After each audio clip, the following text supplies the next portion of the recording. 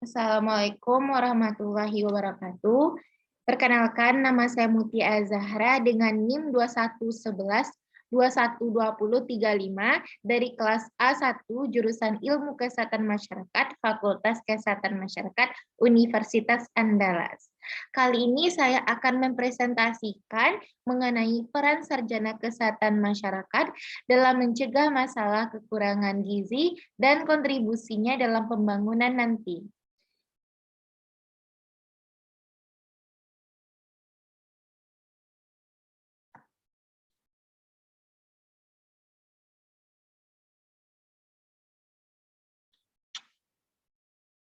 Baik, sebelum kita membahas mengenai peran sarjana kesehatan masyarakat, lebih baik kita mengetahui apa itu gizi. Nah, teman-teman, gizi apa ya?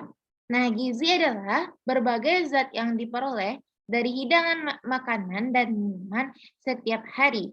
Guna gizi tersebut untuk membangun sel-sel tubuh, mempertahankan dan memperbaiki berbagai organ tubuh agar sempurna. Dalam konsep sederhana, gizi itu air, karbohidrat, lemak, protein, dan mineral yang diperlukan oleh tubuh dalam kadar yang dibutuhkan. Berkaitan dengan gizi di Indonesia, Indonesia adalah negara dengan kasus masalah gizi yang cukup tinggi, yang mana terdapat kasus kelebihan gizi maupun kekurangan gizi yang kita sebut dengan malnutrisi. Nah, masalah gizi yang ada di Indonesia yaitu seperti stunting, KFA, GAKI, KEP, AGB, dan obesitas. Nah, jumlah kasus stunting di Indonesia tahun 2019 mencapai 27,67%. Angka tersebut berhasil ditekan dari 37,8% pada tahun 2013. Nah, di Hari Pangan Sedunia pada tanggal 16 Oktober 2021, diharapkan nih kesadaran mengenai pemenuhan pangan yang bergizi seimbang dengan tema Food World Organization atau FOA pada Hari Pekan Sedunia. Nah, masalah gizi di Indonesia seperti stunting atau kerdil, KFA atau kurang vitamin A, GAKI atau gangguan akibat kurang iodium, AGB anemia, gizi besi, dan obesitas kelebihan berat badan.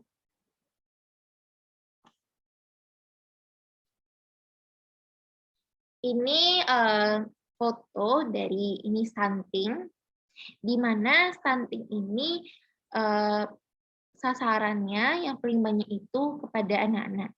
Yang mana stunting ini kerdil, anak-anak usia misalnya 8 tahun, berbeda-beda tumbuh kembangnya. Dan anak yang mengalami stunting ini, tumbuh dan perkembangan tubuhnya itu, pertumbuhan dan perkembangan tubuhnya ini berbeda dengan pertumbuhan dan perkembangan anak seusianya. Nah, ini KFA, kemudian GAKI ini penyakit gondok, dan AGB ini penyakit anemia dan obesitas atau kelebihan berat badan.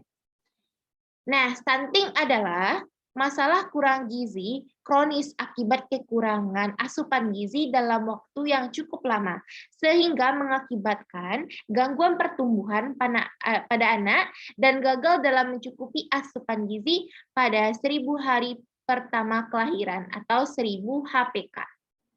Nah, kemudian kita akan membahas mengenai KFA. KFA itu apa ya? Kurang vitamin A adalah penyakit yang disebabkan kurangnya mendapat asupan vitamin A yang memadai. Kemudian GAKI atau gangguan akibat kurangnya iodium secara terus-menerus dalam jangka waktu yang lama yang berdampak pada pertumbuhan dan perkembangan makhluk hidup, terutama pada anak-anak.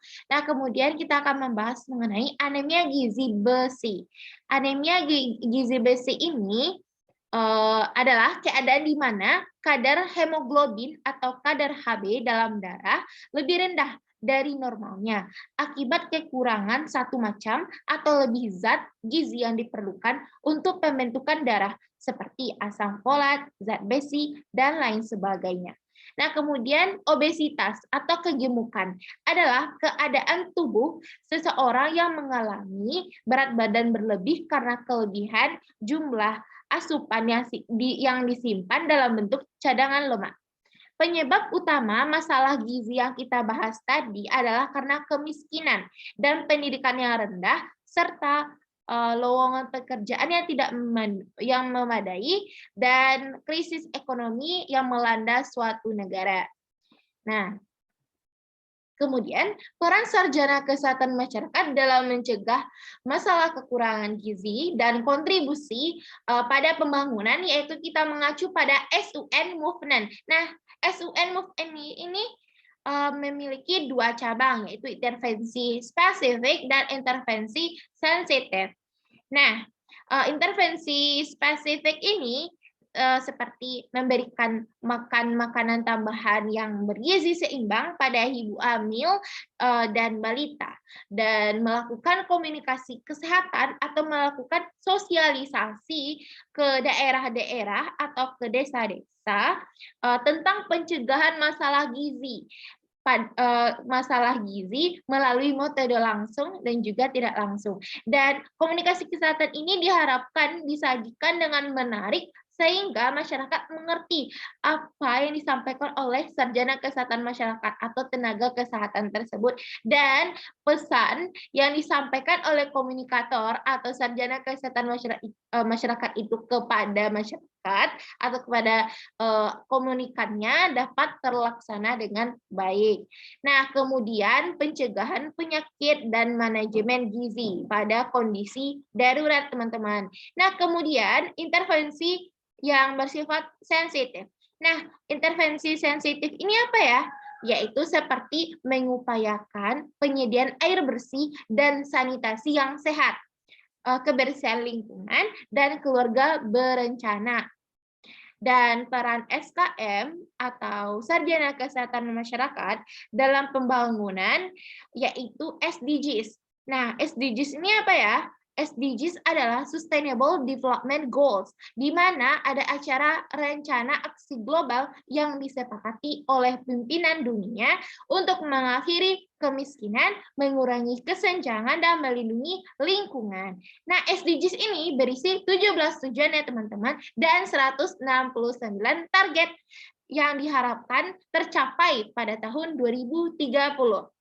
Para sarjana kesehatan masyarakat atau SKM dalam mewujudkan kesejahteraan masyarakat untuk kontribusi pembangunannya seperti mengakhiri kelaparan, mencapai ketahanan pangan, dan meningkatkan gizi, serta mendorong pertanian berkelanjutan, menjamin kehidupan yang sehat, serta mendorong kesejahteraan bagi orang di sekitarnya.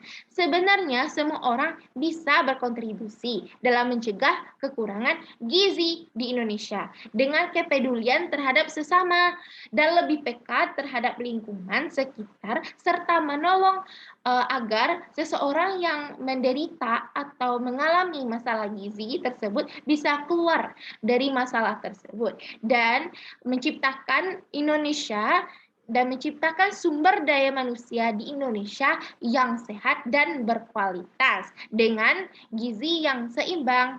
Baik, itu saja penjelasan saya mengenai materi kita kali ini, yaitu peran sarjana kesehatan masyarakat dalam mencegah masalah kekurangan gizi dan kontribusinya dalam pembangunan nanti.